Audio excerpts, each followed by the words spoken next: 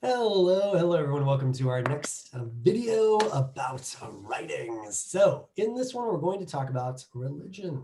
Obviously, religion pops up a lot in fantasy stories, but of course, it could be happening in really any type of writing that's taking place. But we're probably going to confine it, as we normally do, to fantasy and sci-fi.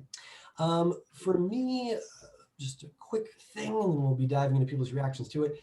For me, fantasy and religion tend to go hand in hand because often we have either power from a godlike source or just the gods are there. Like the gods are walking around, we can see and touch them.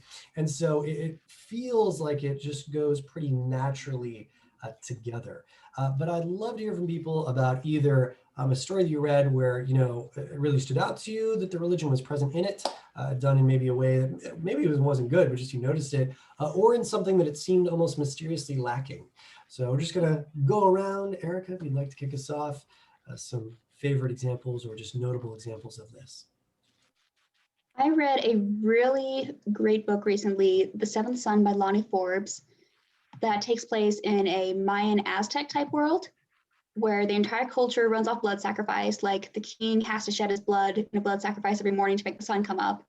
And they're staving off the inevitable apocalypse. And the main character is the only character to question, well, if we have these gods who sacrifice themselves so humanity wouldn't die, because this is a culture that has already avoided or survived apocalypse 6 times. The sun that they have in their sky is the seventh sun, and everybody just thinks, well, we owe the gods this blood debt because they've sacrificed themselves over and over again for us. And she's the only one in their culture who asks, well, if they loved us so much, why are we still sacrificing? Why are we killing animals? Why am I in line to be a human sacrifice if that's the case? And it has some really beautiful conclusion with that by the end. And I'll put the picture up as my background behind me so you can see the cover and go read it because it's great. Nice. There's a blood knife behind me. I don't know if you can see it, but Very cool. it's bloody gorgeous. Yeah, the Mayan. I feel like there's so much to draw on there, right? Because it's such a visceral relationship between those who are praying and the god. But we'll just continue going in a clockwise direction. Steve, you got anything for us? Of religion in stories. I mean, you're putting me on the spot here, man. That's what y'all. Can I do a pass? Can we come back around? I don't see why not. Sure thing. Mason, what do you got for us? I really enjoy the cosmology of the Lord of the Rings and the ways that gods and mortals interact with each other within that particular setting. Particularly in the Silmarillion, kind of hearing the creation myth, things like that. I'm not gonna flex too much and act like I've read the whole thing because I haven't, just the creation story, so I'm not gonna take too much credit. But nonetheless, I do enjoy that, right? I think oftentimes when we think regarding, sorry, I'm not going to get too into this, I swear. I think oftentimes when we think about religion in a fantastical or fictional sense, we often think of, very structural things. And I enjoy kind of the more esoteric nature of worship in. Is that even the right application of that word? I like the looser worship of the gods in Middle Earth. Yeah, no, because it does kind of go against what I was saying before, that the fantasy and religion can feel like they're tied because we've almost got this proof, right? That, oh, this God is giving me this power, so then I know the God exists, or I see the God walking down the street. I know the God exists, right? But as you're saying, things are absolutely kept more nebulous in Lord of the Rings. Even as simple as what can Gandalf do? Exactly. The power there. Not saying it's necessarily godlike, but just another example of something that's more intangible or unknown. So yeah, interesting. Cameron. So when I think of religion in some of my favorite books, the one that springs first to mind is Dune, which is interesting in that it is a sort of touchstone foundational novel in the genre, but also an interesting departure in that just as we think of religion as belonging in fantasy, we tend to think of sci-fi as not having much religion that belongs there, because one of the most common themes that tends to get talked about in sci-fi, both classic and modern, is distrust of the metaphysical and dependence on science and et cetera, et cetera. So Dune is an interesting departure from that assumption, in that there are rich and deep descriptions of a religion. Now, that one has come under some fire, rightfully so, for being problematically derivative of Islam, and I think that's worth interrogating as well. But it's also, for all its flaws, one of the more complete and grounded depictions of religiosity in the genre that I can think of. Yeah, I mean, I'm interested in that because it seems like if you're putting some sort of fictionalized religion in your work, I mean, that it's inviting parallels almost by the very act of doing it. You're going to be alluding to a real world religion, even as different as you kind of make it, because that's going to be our only point of comparison for it, So, like, do you feel like that either falls into or opens it up to that sort of criticism, or falls into any I think you're begging for criticism whenever you talk about religion in or out of genre fiction. I think some people do a better job of it and some do a worse job of it.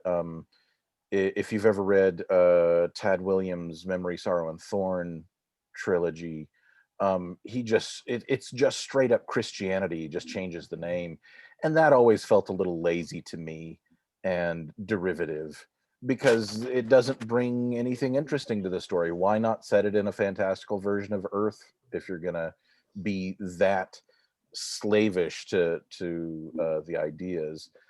One of the fun things about doing fantasy or sci-fi is that you can be away from all of the baggage of Earth's history and all of that. But yeah, you're necessarily going to draw, I mean, how many different ideas do humans really have about how divinity works? There are no new ideas. You're gonna be ripping off of somebody. The best you can really hope for is some interesting recombinations. And that it's such a well of like meaning in your book. I mean, like, I haven't read that book that you were talking about, but maybe he really, really wanted it to be Christianity, to have that resonate in the story, and to have it be almost, a Christian novel. And then you get into, like, well, what's the author intent with this? Did the author want this to be, is it C.S. Lewis, and we're supposed to go, yeah, that line is Jesus, or like, are we supposed to deviate? No, and it's a fascinating question, and I don't know that there's any wrong answers, but you're going to get some heated responses no matter what choices you make. Because of all of the topics that people talk about, nobody gets more heated about hardly anything than religion. So I was gonna. Oh, sorry. Go ahead, Erica.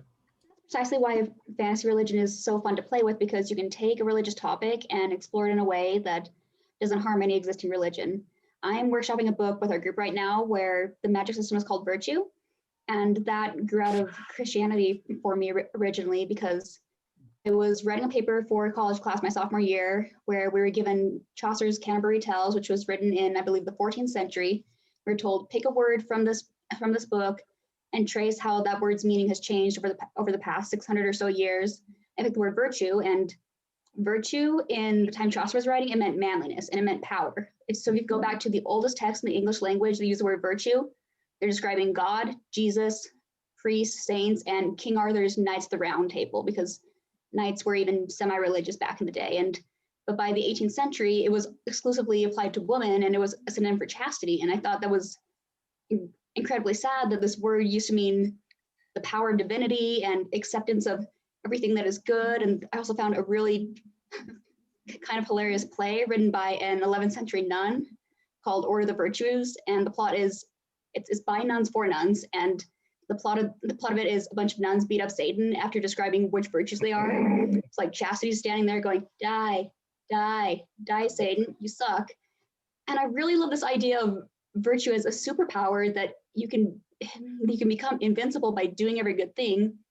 And I created a fictional religion that I specifically sculpted to not resemble Christianity. There's a female chief deity, and I wanted to look as far as away from Christianity as possible, so I could explore this idea of what virtue in very early Christianity was supposed to do, and return to that root, but not have it be an interpretation of the Catholic Church or any other modern Christian culture. Yeah, you just have this great opportunity to get rid of our world's baggage and still talk about things that people care about. Honestly, it's one of the things that attracts me most to fantasy and sci-fi. Yeah, I was gonna say with fantasy, we more often see this sort of big. We talk about things that people would normally fight about, right? Like politics, religion, aliens, whatever, right? We get to more often, I feel like, obviously address religion and how it could be, or other ways it could be, as opposed to like one-to-one comparisons of modern day politics, right? Maybe that's happening in some fantasy, but it's interesting that sort of fantasy's wheelhouse is to talk about religion. And obviously there's some books that do inspire a lot of debates, normally when it does maybe seem too similar, it does seem like a commentary. And then there are ones that, it's just sort of there and it feels like a regular part of the world. And so that actually leads me to what I was saying. Erica was actually kind of already getting into it, which is, since this is something where we're not only talking about what we're reading, but we're writing, when you are thinking, about a religion that you're crafting, and Erica obviously just went through one. It's like she knew where I was going to go next.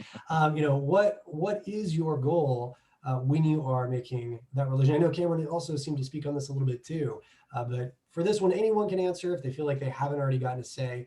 Mason, I know you're worried about going long before. You didn't need to. Apparently, feel free. Anyone can jump in on this. What's something you're doing when you're making a religion? What's the goal? What are you hoping to achieve? Obviously, it doesn't have to be everything, but just, a piece of the puzzle. Yeah, I'll go ahead and start if that's okay. I think a big thing is to maybe on some level think about what the themes that you're going to explore are, right? And particularly if the religion within the setting is important within the story, I think trying to cultivate that in such a way that it empowers the discussion of said themes is really useful. That way you get kind of a cohesive whole within the book, as opposed to maybe setting up something that detracts or takes away or maybe distracts from the thematic center.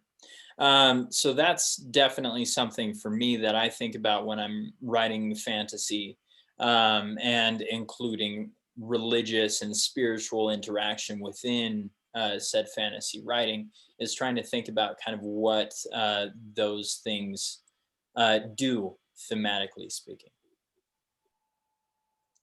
One thing that I find interesting is that, I haven't really written anything where I've made up a religion or created or done something like that. But writing sci-fi recently, I found that it like bleeds in ways that you sort of are forced to deal with it. Because like if you just think about like, okay, what are our curse words in this world? What are our euphemisms? What are our, just in everyday speech? It's kind of fascinating how religion gets into everything in your language, in your speech, and just having characters have to talk and have dialogue. It's like you're going to refer to something religious in some way. I mean, it just seems like that because that's how our language works. So you almost are like forced to make up something, forced to like go, well, I gotta fill this hole in this universe somewhere. One of the things that I think is most valuable to me in putting religion into my books, and most of you guys here in the group have read one of my previous novels, in which it's all about somebody finding a god in a godless world, and how do you deal with that, and what does that mean, and etc. one of the things as we gain more sort of scientific and technical understanding of the world we live in, there seems to be in our society a dearth of wonder and awe as we strip away some of the majesty and mystery of the world that we actually live in. But I think that humans are actually built to look for and want and move toward the mystical and the mysterious. And I think there's real value in presenting things that aren't understood or that are beyond human. And I think that that's one of the reasons I think that interest in genre fiction, especially fantasy, has grown so much over the last generation, because as we have less mysticism in our everyday life, I think we look for it elsewhere. And this is a great playground for that, where you can get people thinking about sort of deep and meaningful ideas without threatening them with having to go to church every week or whatever. It's a safe way to approach some of the most meaningful and deep and untouchable parts of the human soul. I find that deeply valuable. Yeah, if I can, sorry, hop on again. Both kind of bouncing off of what I think Steve said and also what Cameron said. I am definitely of the belief philosophically that like humanity by nature believes in something, right? I think it's telling, looking back to the French Revolution, in which case they were trying to get rid of kind of the previously established religions. Robespierre thought that the state needed a secular religion, right? Because in departing from the divine, they needed something secular to believe in. And I do think that on some level, even once you get into sci-fi and into more future-based stuff, right? In worlds where you speculate what it's like when we become so far removed from our religious kind of prior existence, going forward into science fiction. What do people worship then, right? If you look at Cyberpunk 2099 or 2077, I always forget which one it is. The answer, by all appearances, is neon. Neon is what we will worship. But I think that no matter what, like, no matter what you're writing, if it is human, there will be virtues, right? There will be things to aspire to. There will be things to believe in. Even if that belief is that like you can believe in nothing and everything falls apart, that is still fundamentally something that you've predicated yourself upon, right? So I think as a result of that, no matter whether you're writing science fiction or fantasy, your writing will on some level reflect the beliefs of the people within that setting. Or at least it should, because I think otherwise you miss a little bit of the soul of what it means to be a person. But that's just me. That's just my opinion. All right. Well, I did just have one little thing I was going to add to that. And of course, if anyone has any, quick final thoughts you want to toss out there, feel free. I think there's so much, there's so much obviously we could say about this particular topic. But when I was first starting out, just trying to write something, potentially I might have heard the discussion just happen to be overwhelmed, thinking like, oh my goodness, I gotta figure out something that's gonna deeply touch someone's soul and their thoughts and everything. I think those are great things to aspire to, and it's something I think about now after writing as long as I have. But in the beginning, I was just trying to write, people that were, real, and religion is out there. People believe in things, and so writing about what someone believes in and taking the time to think about that can make your characters and thus your world feel more fleshed out. So if you're even just starting from that kind of basic place, I think that's just a starting point.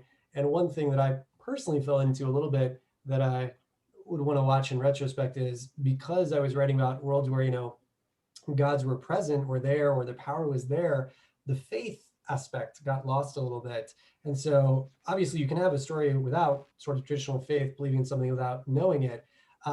But there is potentially an opportunity to try to sneak that in another way, since that is part of seemingly the human condition to a degree. So just, another little thing to think about. Does anyone else have any like last little nuggets before we wrap this session? I see this. I see the tiny head shakes. The little. I think I'd agree. I think that's how we'll start closing our sessions. Do a little bit of this. But thanks everyone for watching us. As usual, we hope this has just been a little fun to think about your writing and this particular aspect of it with fantasy religion. Keep up the work we know you're doing. Until next time, we'll catch you later, Blockheads.